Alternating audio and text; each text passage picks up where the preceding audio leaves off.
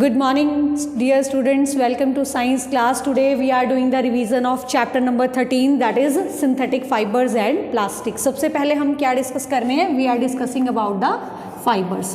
आप बेटा 6th और 7th में फाइबर्स के बारे में पढ़ के आए हैं. फाइबर्स क्या हैं? फाइबर क्या होते हैं? फाइबर होते हैं छोटे छोटे यूनिट्स जिनसे फैब्रिक बनाए जाते हैं. ठीक है, उनको हम क्या बोलते हैं? They are called as fibres. आप लोअर क्लास में ये भी पढ़ के आए फाइबर्स कितने टाइप के हैं. Fibres are of 2 types. ठीक है, आपने पढ़ा था 2 तरह के फाइबर होते हैं. पहला है हमारे पास नेचुरल फाइबर, दूसरा है सिंथेटिक फाइबर. ठीक है, नेचुरल और सिंथेटिक फाइबर. नेचुरल कौन से होते हैं? जो इंसान ने नहीं बनाए. ठीक है, natural fibre are made from the material plants और एनिमल्स, जो हमें प्लांट्स और एनिमल्स से मिलते हैं. कौन एग्जाम्पल देगा? There are some examples of plants and animal fibre. Plants fibre के एग्जाम्पल कौन कौन से हैं? प्लांट फाइबर आपने पढ़े हुए हैं. कौन कौन से पढ़े थे आपने लोअर क्लास के अंदर? यू डिस्कस्ड अबाउट फ्लैक्स, ठीक है, कॉटन, ये सारे क्या है? ये प्लांट्स फाइबर है. ठीक है, दूसरा हमने पढ़ा था कौन से? Animal fibre. एनिमल फाइबर्स कौन से होते हैं? जो हमें एनिमल से मिलते हैं. कौन कौन से आपने पढ़े थे? सिल्क और वूल.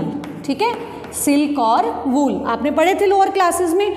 अब हम इस क्लास में क्या पढ़ने वाले हैं? We are discussing about the synthetic fibre. तो दूसरा टाइप फाइबर्स का कौन सा है? That is the synthetic fibre. Synthetic fibres को हम क्या कहते हैं? Synthetic fibres are also known as artificial fibre. इनको हम आर्टिफिशियल फाइबर भी कहते हैं क्योंकि जो सिंथेटिक फाइबर है वो इंसान ने बनाए हैं. These are made by human beings, made by chemicals. ठीक है, केमिकल्स से बनाए जाते हैं. इंसान ने बनाए हैं केमिकल्स इन द फैक्ट्रीज. ठीक है, फैक्ट्रीज के अंदर केमिकल से बने हुए हैं. इनको इसलिए हम क्या कहते हैं? These are called as synthetic fibre. और इनका दूसरा नाम हम क्या बोलते हैं? These are called as artificial fibres. इनको हम आर्टिफिशियल फाइबर्स भी कहते हैं. ठीक है, तो इस चैप्टर में हम आर्टिफिशियल फाइबर्स के बारे में पढ़ेंगे. सो सबसे पहला जो आर्टिफिशियल फाइबर आपको बुक में दिया हुआ है that is given as rayon. कौन सा फाइबर दिया गया है? रेयॉन. रेयॉन जो है सबसे पहले डिस्कवर हुआ था, लेकिन जो रेयॉन था, rayon is not truly artificial. ये पूरी तरह से आर्टिफिशियल नहीं है. इट इज, क्या बोलेंगे इसे हम? दिस इज सेमी सिंथेटिक बोलते हैं. ठीक है, या फिर इसको हम क्या कहते हैं? It is called as regenerated fibre. क्या बोलेंगे इसे हम? Regenerated fibre. क्यों कहते हैं इसको हम रीजनरेटेड फाइबर? क्योंकि इसको दोबारा बनाए. रीजनरेट का मतलब होता है दोबारा बनाया जाना. किससे बना? This is made by chemical processing. ठीक है, chemical treatment of wood pulp. ठीक है, इसको हम क्या कहते हैं? Chemical treatment of wood pulp. आपको पता है कि रेयॉन को क्यों बनाया गया? क्या रीज़न था रेयॉन को बनाने का? देखो, हमने पढ़ा कि हमारे पास जो एनिमल फाइबर है वो सिल्क है, वूल है. ठीक है, सिल्क हमें कहाँ से मिलता है? सिल्क मोथ से. लेकिन सिल्क बहुत महंगा फाइबर है. It is very good. इसका टेक्सचर बहुत अच्छा होता है. आपने सुना होगा, अपनी मम्मा को पहनते देखा होगा सिल्क की साड़ियाँ, सिल्क के क्लोथ्स. ठीक है, बहुत महंगा है, बहुत अच्छी अपीयरेंस है. लेकिन अगर हम इसको खरीदने जाते हैं तो 5,000 10,000 की साड़ियाँ मिलती हैं. अगर हम कॉस्टली पड़ता है ये हमें बहुत ज़्यादा. तो साइंटिस्ट के माइंड में क्या आया कि कुछ ऐसा बनाएं, ऐसा फाइबर बनाएं जो सिल्क जैसा दिखता हो लेकिन वो महंगा ना हो, वो सस्ता हो. ठीक है, तो साइंटिस्ट ने कौन सा फाइबर बनाया? साइंटिस्ट ने बनाया रेयॉन. कौन सा फाइबर बनाया? रेयॉन. लेकिन इसको हम रीजनरेटेड फाइबर कहते हैं क्योंकि पूरी तरह आर्टिफिशियल नहीं है. इसको कैसे बनाया जाता है? It is made by chemical treatment of wood pulp. Wood के पल्प की केमिकल ट्रीटमेंट से इसको बनाया जाता है. Hence it is called as regenerated fibre. इसलिए इसको रीजनरेटेड फाइबर कहते हैं. ठीक है बेटा. दूसरी चीज, it is also known as artificial silk. इसका दूसरा नाम क्या है? Artificial silk. ठीक है, तो एग्जाम में लास्ट ईयर क्वेश्चंस में आपके पास आया भी हुआ है, name the artificial silk, name the fibre that is known as artificial silk. तो कौन सा फाइबर है जिसको आर्टिफिशियल सिल्क कहा जाता है? The fibre which is known as artificial silk is rayon. कौन सा फाइबर है? रेयॉन. क्यों कहते हैं इसको आर्टिफिशियल सिल्क? क्योंकि ये सिल्क जैसा तो दिखता है और बनाया कैसे जाता है? ये लैब के अंदर केमिकल ट्रीटमेंट से बनाया जाता है, आर्टिफिशियली बनाते हैं, सिल्क जैसा दिखता है, इसलिए इसको क्या कहते हैं, it is called as artificial silk. So why rayon, यहाँ इंपॉर्टेंट क्वेश्चन आपके पास कौन सा आता है, why rayon is called as, rayon is called as, क्यों कहते हैं इसको आर्टिफिशियल सिल्क, ठीक है, रेयन को आर्टिफिशियल सिल्क क्यों कहा जाता है, रीजन क्या है इसके पीछे, क्यों कहते हैं artificial silk, because rayon is formed by, rayon कैसे बनाते हैं, it is formed by, it has silk like appearance, it has silk like appearance, क्योंकि इसकी सिल्क जैसी अपीयरेंस होती है, ठीक है बेटा। और दूसरा ये क्या है, इट इज मेड आर्टिफिशियली, इसको आर्टिफिशियली भी बनाया जाता है, artificially bye chemical treatment of wood pulp, chemical treatment of, ठीक है, chemical treatment of wood pulp, ठीक है, इसलिए इसको हम रीजनरेटेड फाइबर भी कहते हैं। It is called as artificial silk as well as, it is called as artificial silk as well as regenerated fibre. Is it clear to all of you, ठीक है बेटा। उसके बाद आता है हमारे पास यूजेस ऑफ रेयन, रेयन के यूजेस हम कहाँ कहाँ करते हैं, बताइए शाबाश, रेयन को कहाँ कहाँ यूज़ करते हैं, rayon is use to make bed sheets, इसको हम बेड शीट्स बनाने में यूज़ करते हैं, और कहाँ यूज़ करते हैं, अपरेल्स, कपड़े बनाने में, ठीक है, बहुत सारे क्लॉथ्स जो हैं वो रेयन से बनाए जाते हैं। So it is use to make bed sheet, apparels, और बहुत सारी चीज़ें बनाने में हम रेयन का यूज़ करते हैं, ठीक है बेटा। उसके बाद आता है हमारे पास नेक्स्ट इज, रेयन के बाद आता है सेकंड इज आर, इसके यूजेस में आगे हमारे पास रेयन को कभी कभार हम मिक्स कर देते हैं, रेयन को हम कॉटन के साथ मिक्स कर देते हैं, ठीक है, और क्या बनाते हैं, we can make bed sheets, इससे हम क्या बनाते हैं, बेड शीट्स। और जब हम रेयन को किसके साथ मिक्स कर देते हैं, when we mix it with the wool, जब हम इसको वूल से मिक्स कर देते हैं तो हम क्या बनाते हैं, इससे बेडशीट नहीं बनाते, बल्कि क्या बनाएंगे, रेयन में वूल मिक्स करेंगे and we will make the carpets. किस में यूज़ करते हैं हम इसको, कारपेट्स बनाने में। तो इन चीज़ों को बनाने में हम रेयन का यूज़ करते हैं, ठीक है। नेक्स्ट हमारे पास जो फाइबर आता है that is called as nylon, nylon, ठीक है। सेकेंड फाइबर हमारे पास क्या आएगा, नायलॉन, ठीक है, नायलॉन। सेकेंड फाइबर हमारे पास आता है that is called as nylon, ठीक है। नायलॉन जो है इसकी डिस्कवरी कहाँ करी गई थी, इट वाज मेड इन 1731 में इसको बनाया गया था। और कहाँ किया गया था, इसके दो पार्ट्स अगर हम करते हैं, it is made up of 2 words, नाई प्लस लॉन। नाई इज फॉर न्यूयॉर्क, ठीक है, और दूसरा लंदन, ठीक है। न्यूयॉर्क और लंदन के साइंटिस्ट ने मिलकर इसको बनाया था, इसलिए इसको नायलॉन कहा जाता है।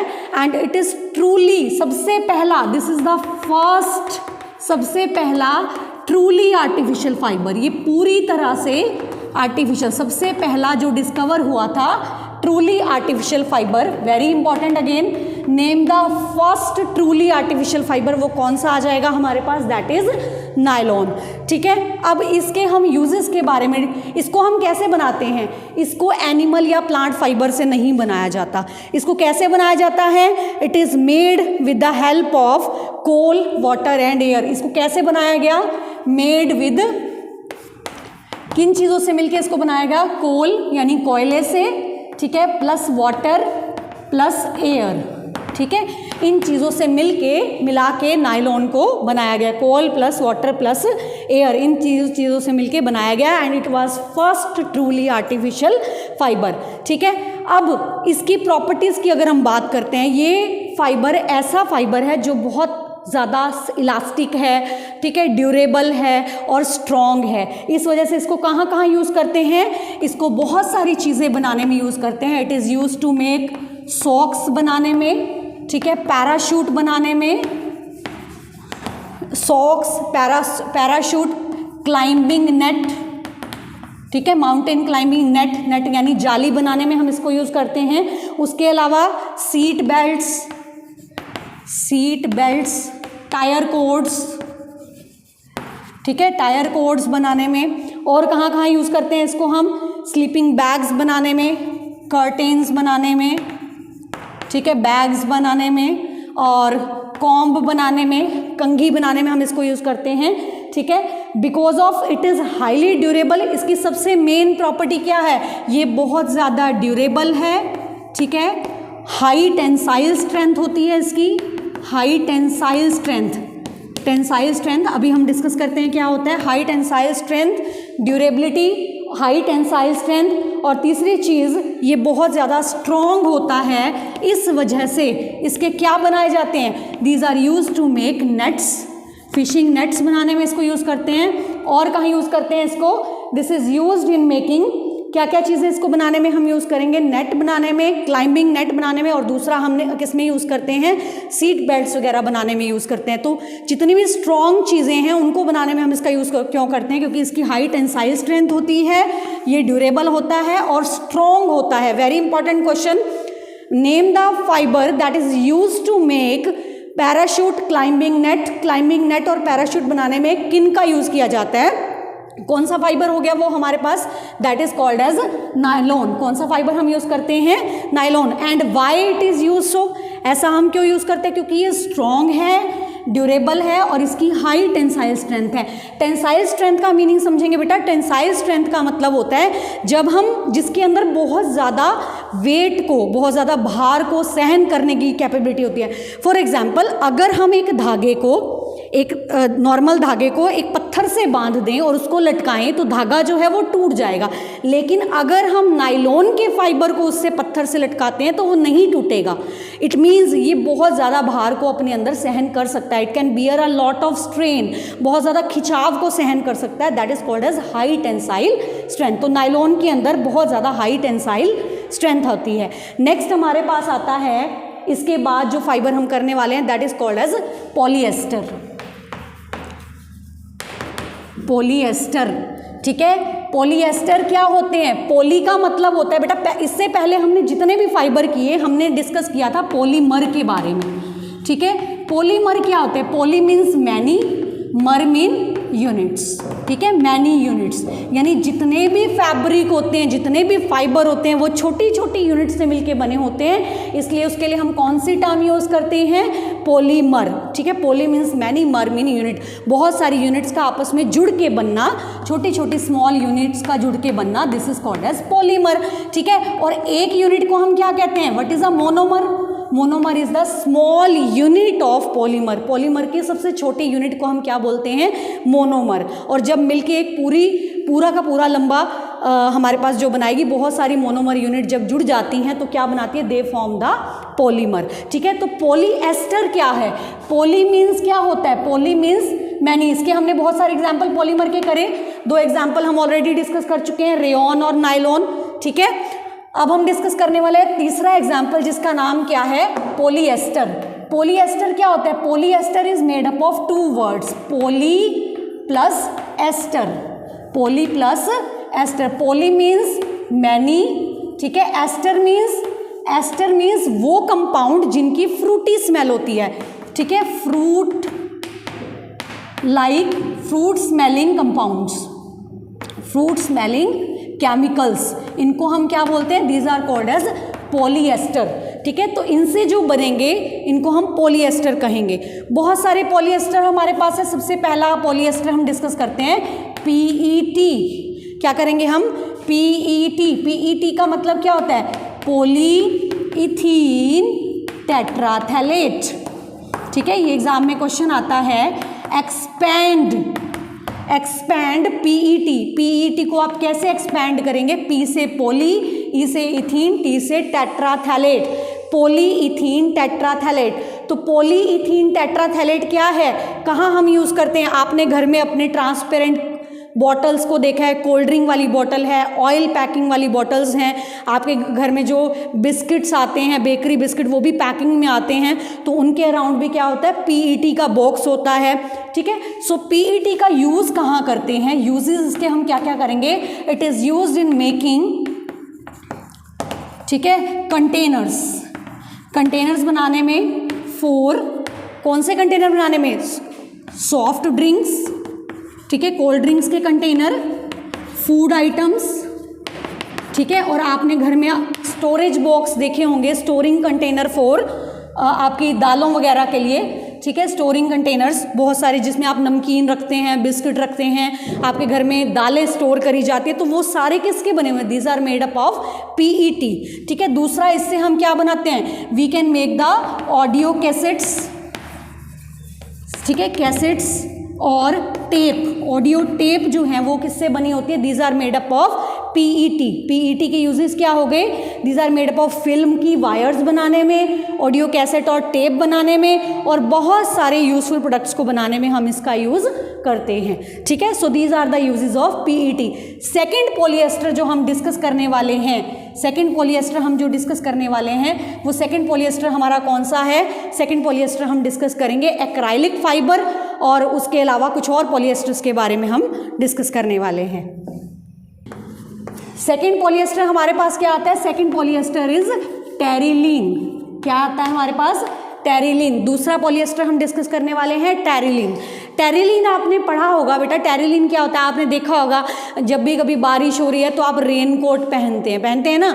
आपने देखा है रेन कोट का क्या फ़ायदा होता है? रेन कोट एक ऐसा फैब्रिक होता है जिसके अंदर से बारिश का पानी जो है वो अंदर नहीं जाता, ठीक है। तो बहुत सारे गम बूट्स, ठीक है, तो उनको बनाने के लिए टेरिलीन का यूज़ करते हैं। तो टेरिलीन ये क्या है? It is made up of दो चीज़ों से मिलके बना हुआ है, ठीक है। टेरिलीन जो फैब्रिक है इसके यूजेस क्या है? It is also a type of polyester. ये एक तरह का पॉलीएस्टर है और इसके थिन फाइबर बनाए जाते हैं टू वीव। जैसे हम उसको वीविंग करते हैं तो वीविंग के लिए इसको हम यूज़ करते हैं फॉर मेकिंग द क्लोथ्स। किसको बनाने में इसके यूजेस क्या हैं? These are use to make rain coats, ठीक है। रेन कोट बनाने में इसका हम यूज़ करते हैं, ठीक है। आपकी अम्ब्रेला का जो क्लॉथ ऑफ अम्ब्रेला, ठीक है, एंड वाटर प्रूफ मटीरियल्स, ठीक है। वाटर प्रूफ मटीरियल्स बनाने में इनका यूज़ किया जाता है। किसका? टेरिलीन का। उसके बाद आता है तीसरा पॉलिएस्टर फाइबर हमारे पास, that is the acrylic fibre. Acrylic fibre, ठीक है।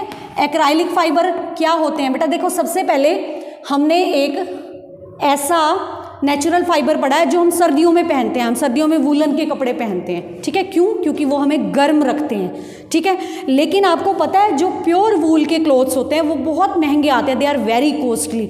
तो प्योर वूल के क्लोथ्स बहुत महंगे आते हैं, तो हर कोई उसको अफोर्ड नहीं कर सकता। तो अफोर्डेबल वूलन क्लोथ्स को बनाने के लिए किसका यूज़ किया जाता है? एक्राइलिक फाइबर का यूज़ किया जाता है, ठीक है। So these are used to make shawl बनाने में, जैकेट्स बनाने में, स्वेटर्स बनाने में, ठीक है। स्वेटर्स, जैकेट्स, शॉल वगैरह बनाने में इसको हम यूज़ करते हैं। किसको? एक्राइलिक फाइबर्स को। उसके अलावा आपकी जो सर्दियों वाली वूलन बेडशीट्स होती हैं, ठीक है, ब्लैंकेट्स बनाने में, ब्लैंकेट्स, वूलन बेडशीट्स वगैरह बनाने में इसका यूज़ करते हैं। क्यों इसको प्रेफर किया जाता है? इंपॉर्टेंट क्वेश्चन आपके पास आता है, वाई एक्राइलिक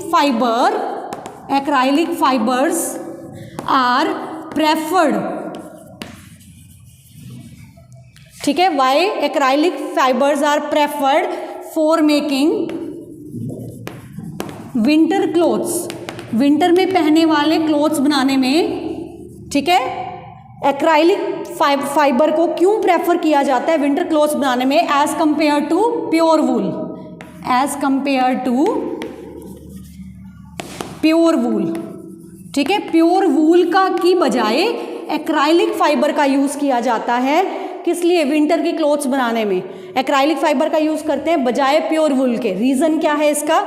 अगर हम देखें मेन रीज़न क्या है, एक तो ये बिल्कुल गर्म होते हैं, these are as warm as, these provide warmth, ठीक है। सर्दी में ये क्या देंगे? गर्माहट देंगे। As like as pure wool, ठीक है। पहला रीज़न, ये हमें बिल्कुल वैसी ही गर्मी देते हैं जैसे हमें वूल देती है। दूसरा रीज़न, दे आर चीप, ठीक है, दे आर चीपर मतलब सस्ते पड़ते हैं हमारे को, चीपर देन प्योर वूल, ठीक है। प्योर वूल की बजाय ये हमें क्या पड़ते हैं? सस्ते पड़ते हैं। तीसरा, they are available in wide variety of colours, wide variety of colours. ठीक है, ये जो हैं ये बहुत सारे कलर्स में अवेलेबल होते हैं। तो आपके पास बहुत सारी वैरायटी, आप डिफरेंट डिफरेंट कलर्स के क्लोथ्स पहन सकते हैं, लेकिन वूल में जो होता है, वूल के अंदर जो बहुत सारे कलर्स नहीं हमें अवेलेबल होते। सो ये बहुत सारे कलर्स में मिलते हैं, ये हमें सस्ते पड़ते हैं, लेकिन ये हमें गर्माहट उतनी ही देते हैं, उससे भी ज़्यादा देते हैं। आप देखते हो ना आपके घर में फ़र वाले ब्लैंकेट होते हैं, सब झगड़ा करते हैं आपस में, ये फ़र वाला ब्लैंकेट मेरा है, ये मेरा है। ठीक है, तो वो सारे फ़र वाले ब्लैंकेट किसके बने होते हैं? They are made up of the acrylic fibre, वो सारे एक्राइलिक फाइबर्स के बने होते हैं। ठीक है, तो ये हमारा हो गया एक्राइलिक फाइबर। नेक्स्ट हम डिस्कस करने वाले हैं advantages of synthetic fibre. Advantages of synthetic fibre. देखो हमने इतने सारे सिंथेटिक फाइबर पढ़े, हमें क्यों ज़रूरत है सिंथेटिक फाइबर की? नेचर में मिल रहे हैं ना, हमें कॉटन भी मिल रही है, हमें वूल भी मिल रही है, बट हमें व्हाट इज़ द नीड, क्यों ज़रूरत है हमें? What is the advantage of synthetic fibre over natural fibre? Over natural fibre, natural fibre की बजाय हम सिंथेटिक फाइबर को क्यों प्रेफर करें? क्या रीज़न है? सबसे पहला रीज़न, सबसे सस्ते पड़ते हैं, दे आर चीपर। ठीक है, सस्ते हैं। ठीक है, दूसरा, available in variety of colours, available in variety of colours. ठीक है, बहुत सारे कलर्स में हमारे पास अवेलेबल होते हैं। तीसरा मेन रीज़न, और क्या क्या रीज़न होते हैं? दे ड्राई क्विकली, ये आसानी से सूख जाते हैं, क्विकली। ठीक है, आप धोते हो, ये आसानी से सूख जाते हैं। ठीक है, उसके बाद और क्या फ़ायदा होता है? ये क्या होते हैं? सस्ते पड़ते हैं, बहुत सारे कलर्स में अवेलेबल हैं, easily, they are wrinkle free. Wrinkle free यानी इनको प्रेस करने की आपको ज़रूरत नहीं पड़ती, इनके ऊपर रिंकल्स नहीं आते। ठीक है, so these are variety in colours. दूसरा, अफोर्डेबल होते हैं। तीसरा, इजी टू हैंडल, इनको हैंडल करना बहुत आसान होता है। ठीक है, so they are preferred. Durable होते हैं, लॉन्ग लास्टिंग होते हैं, ड्यूरेबल होते हैं, स्ट्रॉन्ग होते हैं। ठीक है, सालों तक भी इनको आप ख़त्म नहीं कर सकते, ये फटते नहीं आसानी से। नॉर्मल क्लोथ्स जो होते हैं वो आसानी से फट जाते हैं। So these are the advantages of synthetic fibre over the आपके जो जितने भी आपके नेचुरल फाइबर हैं उनकी बजाय हमें सिंथेटिक फाइबर क्यों प्रेफर करते हैं। ठीक है, now we are discussing about the disadvantages. हमने फ़ायदे तो पढ़ लिए, अब हम डिस्कस करने वाले इसके नुकसान क्या हैं, क्यों ज़रूरी है, क्यों हमें सिंथेटिक फाइबर यूज़ नहीं करने चाहिए ज़्यादा। सबसे पहला reason, they do not absorb sweat. ठीक है, दे डोंट एब्जॉर्ब स्वेट, ये पसीना नहीं सोखते। ठीक है, तो they are not comfortable in rainy season. ये ना तो ये रेनी सीजन में कंफर्टेबल है क्योंकि पसीना नहीं सोखते, गर्मी वाली जो आपका रेनी सीजन होता है। सो दे डू नॉट उल्टा, और साथ ही समर सीजन में भी ये कंफर्टेबल नहीं है। So they are not comfortable to handle in summers. ठीक है, इंपॉर्टेंट क्वेश्चन है, why synthetic fibres are not comfortable in summer? क्योंकि ये पसीना नहीं सोखते, they do not absorb in sweat, आसानी से ये पसीना नहीं सोखते, that is why they are not comfortable in the summer season. दूसरा, दे कैच फायर इजीली। ठीक है, ये आसानी से क्या करते हैं? आग पकड़ लेते हैं। And they burn to form small sticky beads. ठीक है, ये क्या करते हैं? छोटी छोटी बीड्स जलते हैं, आसानी से कैच कर लेते हैं। ठीक है, इनका मेल्टिंग पॉइंट बहुत कम होता है, they have low melting point. ठीक है, इनका मेल्टिंग पॉइंट बहुत कम होता है, मेल्टिंग पॉइंट।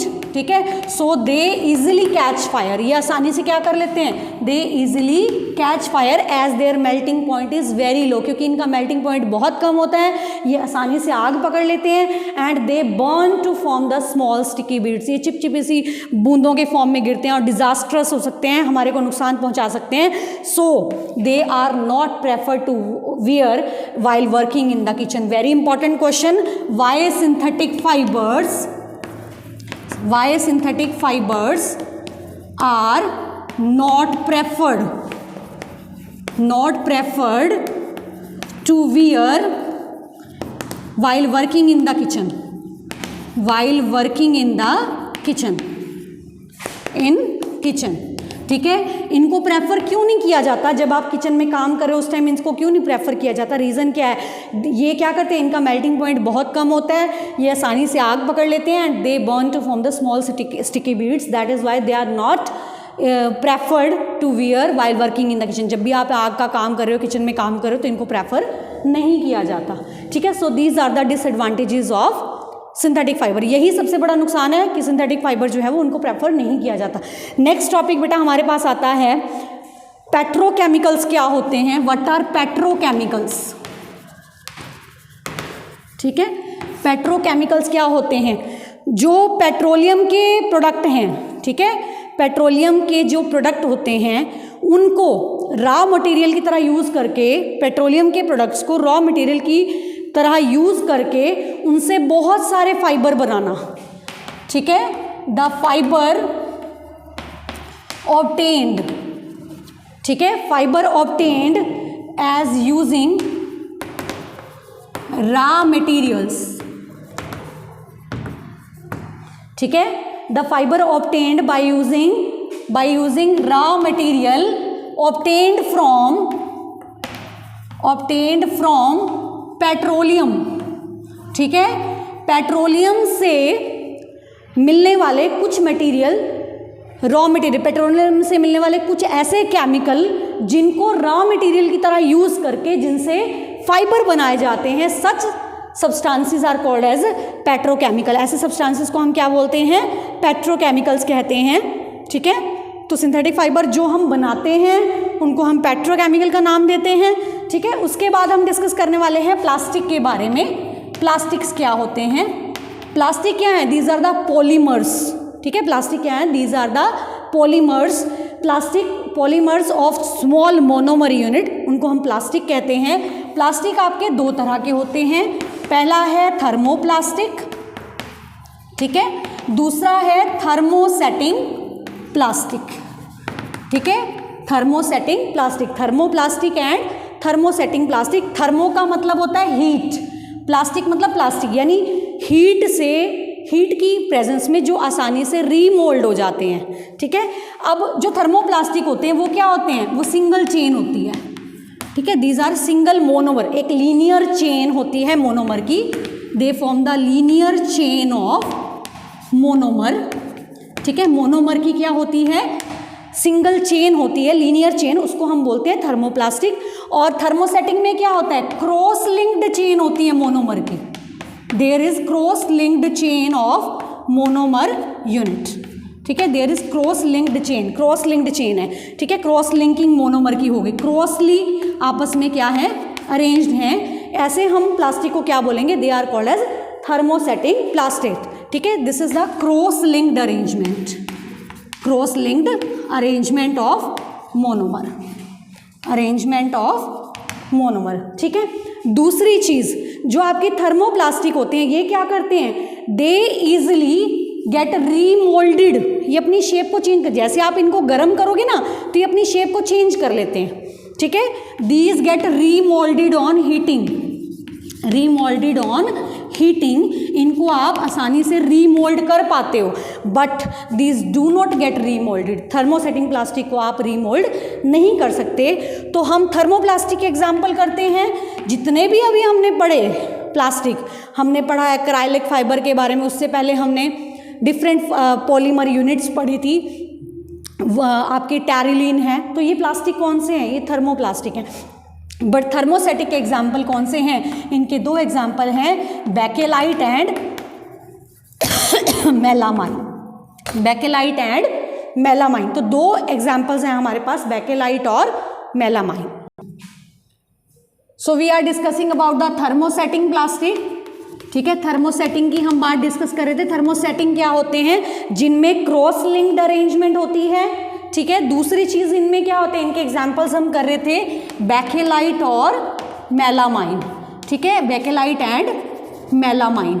अगर हम देखेंगे ना इनके यूजेस की, तो बेकेलाइट का यूज़ कहाँ करते हैं? आपने देखा होगा आपके कुकर के हैंडल होते हैं, जब भी आप खाना पकाते हो आप हैंडल से पकड़ लेते हो आसानी से, वो मेल्ट नहीं होता। क्यों नहीं हो पाता वो मेल्ट? क्योंकि ये रीमोल्ड नहीं होते, this do not remould on heating, ये आसानी से रीमोल्ड नहीं होते।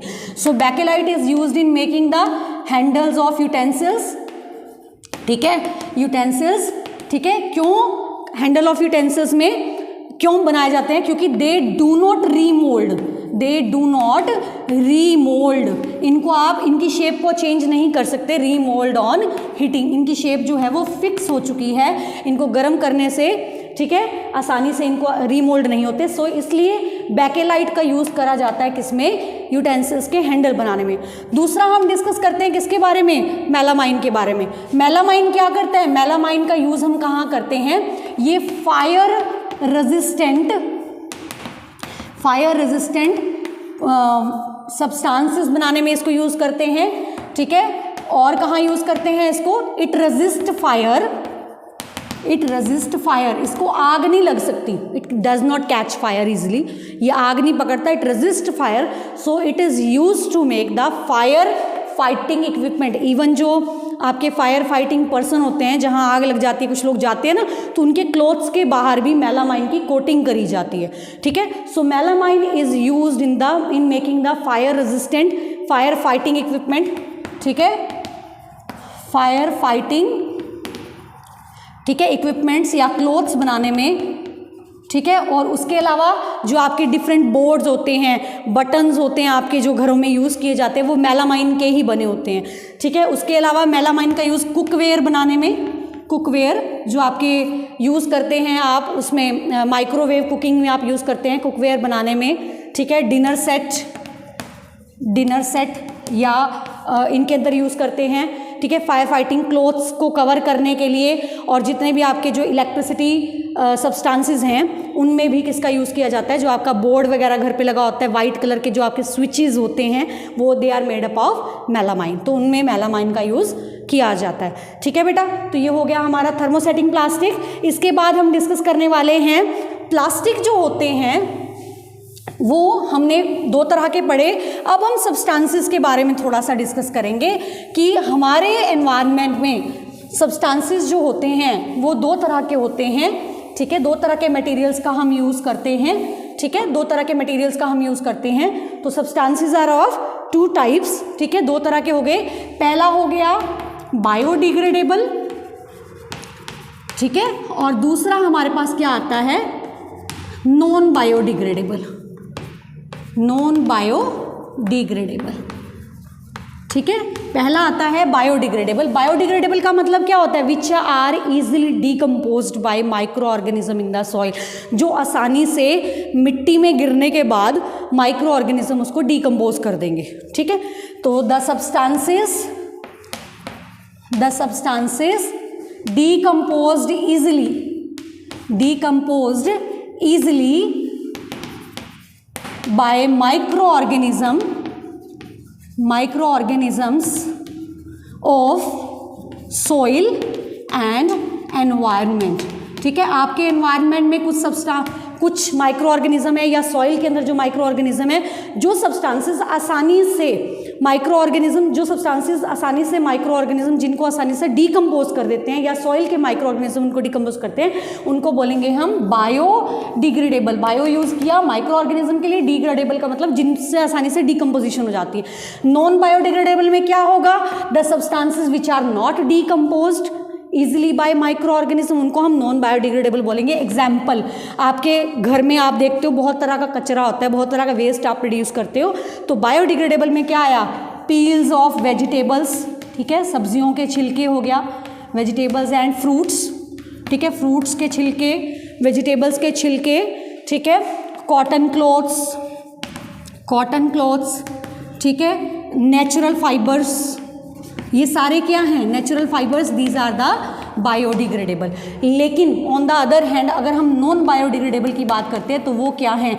दे आर द प्लास्टिक, पॉलीथीन, ठीक है, प्लास्टिक हो गया, पॉलीथीन हो गया, और जितने भी आपके सिंथेटिक फाइबर्स हैं, दीज ऑल आर द, ये सारे क्या हैं? These are non biodegradable materials. ठीक है, इनके बारे में हम क्यों पढ़ रहे हैं? क्योंकि हमारे घरों में जो वेस्ट प्रोड्यूस होता है वो ये दो तरह का वेस्ट प्रोड्यूस होता है, कुछ बायोडिग्रेडेबल सब्सटेंसेस होते हैं, कुछ नॉन बायोडिग्रेडेबल होते हैं। तो बायोडिग्रेडेबल आसानी से मिट्टी में मिक्स होकर ख़त्म हो जाते हैं, लेकिन नॉन बायोडिग्रेडेबल जो है वो आसानी से मिट्टी में मिक्स होकर ख़त्म नहीं होते।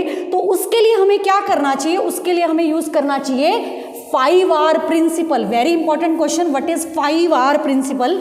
5R प्रिंसिपल क्या होता है? 5R प्रिंसिपल, ये टॉपिक जो है आप अपनी नोटबुक में ऐड कर सकते हैं। 5R प्रिंसिपल क्या होता है? 5R यानी 5R, जिसको हमारी गवर्नमेंट ने लॉन्च किया है। 5R, 1 2 3 4 और 5। 5R में सबसे पहला कौन सा हो गया? रिड्यूस। ठीक है, दूसरा क्या है? रिड्यूस के बाद सेकंड इज द रीयूज। ठीक है, तीसरा क्या आएगा? Third is the recycle. ठीक है, और चौथा आएगा रिकवर, और पांचवा क्या आएगा? Last is the refuse. ठीक है, मीनिंग समझ लेते हैं। रिड्यूस मतलब कम से कम यूज़ करना चाहिए, यानी हमें प्लास्टिक वेस्ट का कम से कम यूज़ करना चाहिए। दूसरा रीयूज़, जो चीज़ जब तक ख़त्म नहीं हो जाती, जैसे प्लास्टिक बॉटल्स है, आपकी बहुत सारी चीज़ें जिनको आप बार बार यूज़ कर सकते हैं। आपके क्लोथ्स पुराने हो जाते हैं, किसी को यूज़ करने के लिए दे दो। ठीक है, तो रीयूज़ यानी बार बार उसको यूज़ करना। रिसाइकल, कुछ चीज़ें ऐसी होती है जो बड़ी या छोटी हो जाती है, जिनको आप रिसाइकल करके नई फॉर्म में चेंज करके यूज़ कर सकते हैं। रिकवर, जो ख़त्म हो गई है उनको वापस रिकवर करना। सपोज प्लांट कट गया तो उसको आप नया ग्रो करा सकते हो, तो वो रिकवर हो जाता है। हमारा एनवायरनमेंट में जो कमी हुई है, ज़्यादा से ज़्यादा प्लांट्स ग्रो कराएंगे तो रिफॉरेस्टेशन होगी, सो दैट इज़ रिकवर। और रिफ्यूज़, रिफ्यूज़ का मतलब उस वेस्ट को प्रोड्यूस करना छोड़ दीजिए जो आपके यूज़ का नहीं है, जो हमारे एनवायरनमेंट को क्या करता है? पोल्यूट करता है। And this completes with our 5R principle. ठीक है, तो हम नेक्स्ट वीडियो में करेंगे नेक्स्ट चैप्टर की revision. Till then have a nice day.